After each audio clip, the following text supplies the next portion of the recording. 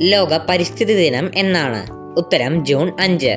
ലോക പരിസ്ഥിതി ദിനം ആദ്യമായി ആചരിച്ച വർഷം ഏത്? ഉത്തരം 1973. ഇന്ത്യൻ ഹരിത വിപ്ലവത്തിന്റെ പിതാവ് എന്നറിയപ്പെടുന്നത് ആര്? ഉത്തരം MS സ്വാമിനാഥൻ. ആധുനിക പരിസ്ഥിതി പ്രസ്ഥാനത്തിന്റെ മാതാവ് എന്നറിയപ്പെടുന്നത് ആര്? ഉത്തരം റേച്ചൽ കഴ്സൺ. നിശബ്ദ വസന്തം എന്ന വിഖ്യാതമായ പരിസ്ഥിതി ഗ്രന്ഥം രചിച്ചത് ആര്? ഉത്തരം റേച്ചൽ കഴ്സൺ. ഭൂമിയിലെ എല്ലാ ജീവജാലങ്ങളും ഉൾപ്പെടുന്ന മേഖല ഏതു പേരിൽ അറിയപ്പെടുന്നു? ഉത്തരം ജൈവമണ്ഡലം. ഒരു ഭക്ഷ്യശൃംഖല ആരംഭിക്കുന്നത് ആരിൽ നിന്ന്? ഉത്തരം ഉത്പാദകർ അല്ലെങ്കിൽ ഹരിതസസ്യങ്ങൾ. ഇന്ത്യയിലെ ഏറ്റവും കൂടുതൽ വനമുള്ള സംസ്ഥാനം ഏത്? ഉത്തരം മധ്യപ്രദേശ്. കേരളത്തിൽ കിഴക്കോട്ടൊഴുകുന്ന നദികളിൽ ഏറ്റവും വലുത് ഏത്? ഉത്തരം ഭവാനി. പശ്ചിമ ബംഗാളിലെ സുന്ദർബൻസ് പ്രസക്തമാകുന്നത് ഏത് ചെടികളുടെ പേരിലാണ്? ഉത്തരം കണ്ടൽ ചെടികൾ. പ്രൊഫസർ ജോൺ സി ജേക്കബിന്റെ ആത്മകഥ ഏത്? ഉത്തരം ഹരിത ദർശനം. ഹലോ ഫ്രണ്ട്സ്, എല്ലാവർക്കും ചില്ലു ബെല്ലു ഹില്ലുവിന്റെ പുതിയൊരു വീഡിയോയിലേക്ക് സ്വാഗതം. ഇന്ന് ഞങ്ങൾ ജൂൺ 5 പരിസ്ഥിതി ദിനത്തോടനുബന്ധിച്ചുള്ള ക്വിസിന്റെ രണ്ടാം ഭാഗവുമായാണ് എത്തിയിരിക്കുന്നത്. ഈ വീഡിയോയും ഇതിനു മുമ്പ് അപ്ലോഡ് ചെയ്ത വീഡിയോയും ഇനി വരാൻ പോകുന്ന വീഡിയോസും മറക്കാതെ കാണുക. എല്ലാ കൂട്ടുകാർക്കും വിജയാശംസകൾ. ആരോഗ്യകരമായ പരിസ്ഥിതി രാജ്യത്തിന്റെ എത്ര ശതമാനം വനഭൂമി വേണം? ഉത്തരം 33%. കേരളത്തിലെ ഏറ്റവും കുറവ് റിസർവ് വനമുള്ള ജില്ല ഏത്? ഉത്തരം ആലപ്പുഴ. അപ്പോൾ ഫ്രണ്ട്സ്, ഇത് നമ്മുടെ കഴിഞ്ഞ വീഡിയോയിലെ ബോണസ് ചോദ്യമാണ്. ചോദ്യം ഇതാണ്: കേരളത്തിലെ ഏറ്റവും കൂടുതൽ നദികൾ ഒഴുകുന്ന ജില്ല ഏത്? ഉത്തരം കാസർഗോഡ്. ഏറ്റവും ആദ്യം ശരിയുത്തരം അയച്ചിരിക്കുന്നത് മുഹമ്മദ് അസ്ല OP. ശരിയുത്തരം അയച്ച എല്ലാ കൂട്ടുകാർക്കും അഭിനന്ദനങ്ങൾ. ലോക വനദിനം എന്ന്? ഉത്തരം മാർച്ച് 21. ലോക ജലദിനം എന്ന്? ഉത്തരം മാർച്ച് 22. കേരളത്തിലെ ജൈവ ജില്ല ഏത്? ഉത്തരം കാസർഗോഡ്. മുത്തങ്ങ വന്യജീവി സങ്കേതം ഏത് ജില്ലയിലാണ്? ഉത്തരം വയനാട്. കേരളത്തിലെ ഏറ്റവും ഉയരത്തിൽ സ്ഥിതി ചെയ്യുന്ന തടാകം ഏത്? ഉത്തരം പൂക്കോട് തടാകം. ഇന്ത്യൻ പരിസ്ഥിതി ശാസ്ത്രത്തിന്റെ മാതാവ് എന്നറിയപ്പെടുന്നത് ആര്? ഉത്തരം മേധ പട്കർ. ലോക ജൈവ വൈദ്യ ദിനം എന്നാണ്? ഉത്തരം മെയ് 2.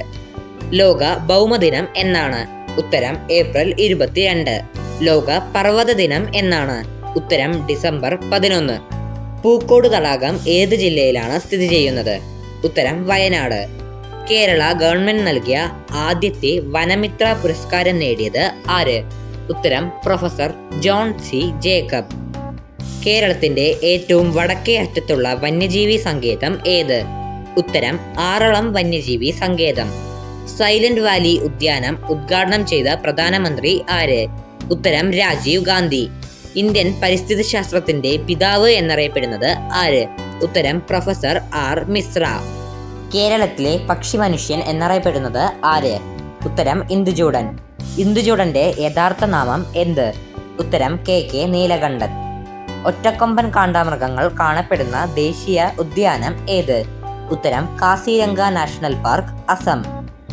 മണ്ണുകൊണ്ട് നിർമ്മിച്ച കേരളത്തിലെ ഏറ്റവും വലിയ ഡാം ഏത്? ഉത്തരം ബാണാസുര സാഗർ ഡാം. ഒരു തൈ നടുമ്പോൾ ഒരു തണൽ നടുന്നു, നടുനിവർക്കാനൊരു കുളിർനേരം നടുന്നു. ആരുടെ വരികളാണ് ഇത്? ഉത്തരം ONV കുറുപ്പ്. കേരള കാർഷിക സർവകലാശാലയുടെ ആസ്ഥാനം എവിടെ? ഉത്തരം തൃശൂർ ജില്ലയിലെ മണ്ണുത്തി.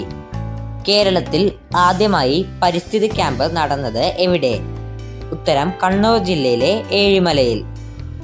കേരള ജൈവ കൃഷിയുടെ ബ്രാൻഡ് അംബാസഡർ ആരാണ്? ഉത്തരം മഞ്ജു വാര്യർ. ധവള വിപ്ലവത്തിന്റെ പിതാവ് ആര്? ഉത്തരം വർഗീസ് കുര്യൻ. കാടെവിടെ മക്കളെ മേടെവിടെ മക്കളെ, കാട്ടുപുൽ തകിടയുടെ വേരെവിടെ മക്കളെ. ആരുടെ വരികൾ? ഉത്തരം അയ്യപ്പ പണിക്കർ. കേരളത്തിലെ ഏറ്റവും കൂടുതൽ ഭൂമി കൃഷി ആവശ്യത്തിന് ഉപയോഗിക്കുന്ന ജില്ല ഏതാണ്? ഉത്തരം പാലക്കാട്. ഏഷ്യയിലെ ആദ്യ ബട്ടർഫ്ലൈ സഫാരി പാർക്ക് എവിടെയാണ്? ഉത്തരം കൊല്ലം ജില്ലയിലെ തെന്മല. കേരളത്തിൽ എത്ര ദേശീയ ഉദ്യാനങ്ങൾ ഉണ്ട്? ഉത്തരം 5. കൊച്ചിയുടെ ശ്വാസകോശം എന്നറിയപ്പെടുന്ന പക്ഷി സങ്കേതം ഏതാണ്? ഉത്തരം മംഗളവനം പക്ഷി സങ്കേതം. കൊല്ലം ജില്ലയിലെ ഏക വന്യജീവി സങ്കേതം ഏത്? ഉത്തരം ചെന്തുരണി വന്യജീവി സങ്കേതം. യവനപ്രിയ എന്ന പേരിൽ അറിയപ്പെടുന്ന സുഗന്ധവ്യഞ്ജനം ഏത്? ഉത്തരം കുരുമുളക്. ഒറ്റവൈക്കോൽ വിപ്ലവം എന്നത് ആരുടെ കൃതിയാണ്? ഉത്തരം മസനോബു ഫുക്കുവോക്ക. നർമ്മദ ബച്ചാവോ ആന്തോളൻ എന്ന പ്രസ്ഥാനം ആരംഭിച്ചത് ആര്? ഉത്തരം മേധ പട്കർ. ഇന്ത്യയിലെ ഏറ്റവും കൂടുതൽ വനമുള്ള സംസ്ഥാനം ഏത്? ഉത്തരം മധ്യപ്രദേശ്. ഐക്യരാഷ്ട്രസഭയുടെ പരിസ്ഥിതി സംഘടന ഏതാണ്? ഉത്തരം UNEP. പരിസ്ഥിതി പ്രസ്ഥാനങ്ങളുടെ മാതാവ് എന്നറിയപ്പെടുന്ന പ്രസ്ഥാനം ഏത്? ഉത്തരം ചിപ്കോ പ്രസ്ഥാനം. ചിപ്കോ പ്രസ്ഥാനത്തിന്റെ ഉപജ്ഞാതാവ് ആര്? ഉത്തരം സുന്ദർലാൽ ബഹുഗുണ. ഇനി നമുക്ക് പരിസ്ഥിതി ദിനത്തോടനുബന്ധിച്ചുള്ള പ്രധാന തീയതികളിലേക്ക് കടക്കാം. മാർച്ച് 20 ലോക കുരുവി ദിനം. മാർച്ച് 21 അന്താരാഷ്ട്ര വനദിനം. മാർച്ച് 22 ലോക ജലദിനം. മാർച്ച് 23 ലോക കാലാവസ്ഥാ ദിനം. മാർച്ച് 3 ലോക വന്യജീവി ദിനം. ഏപ്രിൽ 22 ലോക ഭൂമി ദിനം. മെയ് 22 അന്താരാഷ്ട്ര ജൈവ വൈവിധ്യ ദിനം. ജൂൺ 5 ലോക പരിസ്ഥിതി ദിനം. ജൂൺ 8 ലോക സമുദ്ര ദിനം. ജൂലൈ 29 അന്താരാഷ്ട്ര കടുവ ദിനം. ഓഗസ്റ്റ് 12 ലോക ആന ദിനം. സെപ്റ്റംബർ 16 ലോക ഓസോൺ ദിനം. ഒക്ടോബർ 4 ലോക മൃഗക്ഷേമ ദിനം. ഡിസംബർ 5 ലോക മണ്ണ് ദിനം. ഫെബ്രുവരി 2 ലോക തണ്ണീർത്തട ദിനം. ഫെബ്രുവരി 28 ദേശീയ ശാസ്ത്ര ദിനം. മാർച്ച് 20 ലോക കുരുവി ദിനം. ജൂൺ 17 ലോക മരുഭൂകരണ പ്രതിരോധ ദിനം. ജൂൺ 22 ലോക മഴക്കാട് ദിനം. സെപ്റ്റംബർ 22 ലോക കാണ്ടാമൃഗ ദിനം.